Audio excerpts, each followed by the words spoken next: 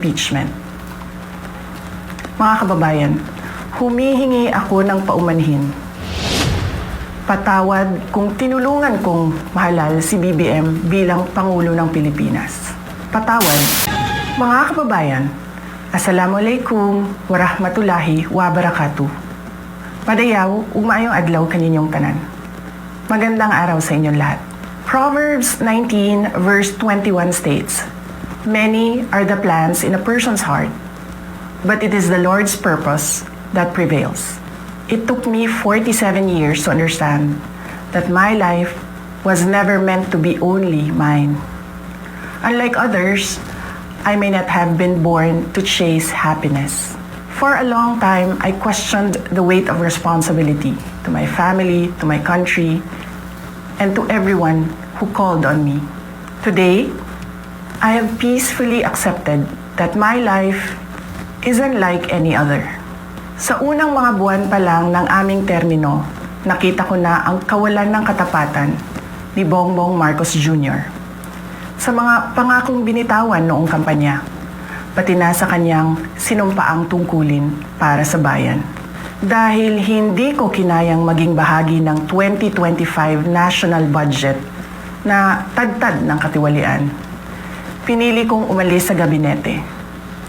Kahit alam ko na mula pa noong 2023 na ang magiging kapalit nito ay ang aking impeachment. Mga kababayan, humihingi ako ng paumanhin. Patawad kung tinulungan kong mahalal si BBM bilang Pangulo ng Pilipinas. Patawad kung hanggang ngayon ay marami pa ring Pilipino ang nalulunod sa baha nang dahil sa malawakang korupsyon. Patawad kung lantaran ang pang-aabuso sa ating mga institusyon para sa pansariling interes ng mga politiko. Patawad kung patuloy ang pagtaas ng presyo ng mga pangunahing bilihin habang nananatiling kapos ang kita ng bawat pamilya. Patawad kung wala man lang tayong tunay na seguridad sa pagkain. Patawad kung may mga nagkakasakit at binabawian bigla ng buhay dahil sa kakulangan ng maayos at epektibong healthcare system. Patawad kung ang mga dinadaanan ninyong kalsada, tulay at proyektong pinondohan ng taong bayan ay madalas masira. Patawad kung ang krimen, iligal na droga at terorismo ay tila unti-unti nang lumalapit sa pintuan ng ating mga tahanan. At patawad kung wala tayong malinaw at tunay na independent foreign policy.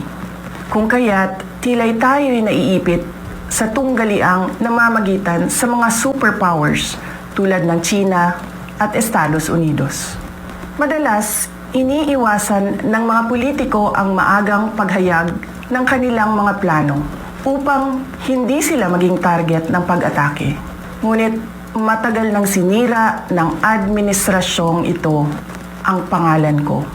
Matagal na akong inaatake gamit ang buong makinarya ng kapangyarihan.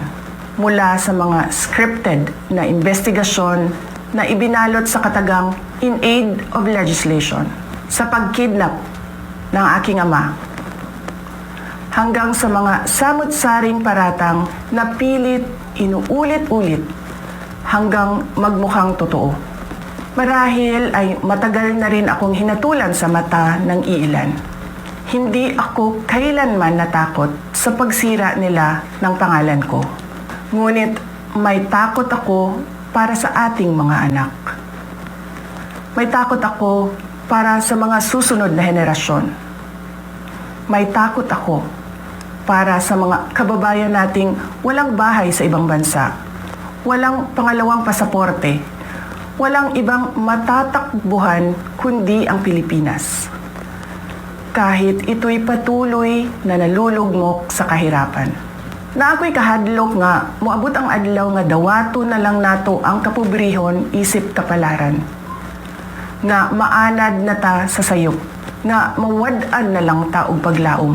Ug labaw sa tanan na ako'y kahadlok nga moabot ang adlaw nga wala na tay Pilipinas na ikahatag sa atong mga anak. I cannot kneel before each and every Filipino to beg for forgiveness. Instead, I offer my life, my strength, and my future in the service of our nation. Mga kababayan, ibalik natin ang tapang at malasakit. Para sa Diyos, para sa bayan, at para sa bawat pamilyang Pilipino. Ako si Sara Duterte, tatakbo bilang Pangulo ng Pilipinas. Syukran.